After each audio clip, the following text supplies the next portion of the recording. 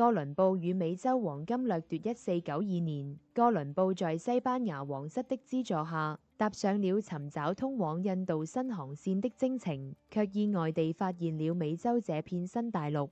這一發現不僅改變了歐洲的經濟格局，也徹底顛覆了美洲原住民的命運。其中最為引人注目的便是黃金的掠奪。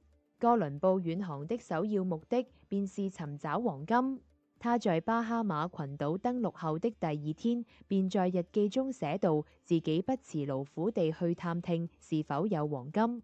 這一發現迅速在歐洲傳播開來，引發了人們對黃金的狂熱追求。西班牙國王因為可能獲得巨大利益而深感高興，並要求哥倫布盡快回到美洲，制定了一份組織移民前往美洲進行殖民的淘金計劃。該計劃規定，前往美洲的移民由政府發放黃金採集許可證，採集到的黃金有一半應交給國王，還要留下1%用來資助宗教事業。在隨後的幾次遠航中，哥倫布和他的追隨者們更是將尋找黃金作為了主要目標。他們建立了殖民地，如伊莎貝拉城，強迫當地的印第安人定期納貢黃金，否則就要被處死。這種荒唐的、難以忍受的制度，給印第安人帶來了巨大的苦難。然而，即便是在這種高壓政策下，哥倫布和他的追隨者們仍然未能滿足西班牙國王對黃金的貪婪慾望。隨着西班牙殖民者在美洲的深入擴張，黃金掠奪的規模也日益擴大。他們不僅從印第安人手中奪取黃金，還通過摧毀美洲原住民的社會結構和經濟體系，進一步控制這片土地上的資源。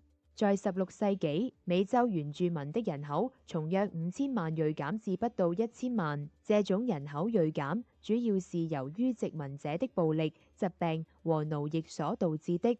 與此同時，歐洲的財富迅速積累，西班牙更是憑借從美洲掠奪的黃金和白銀，成為了16世紀的頭號強國。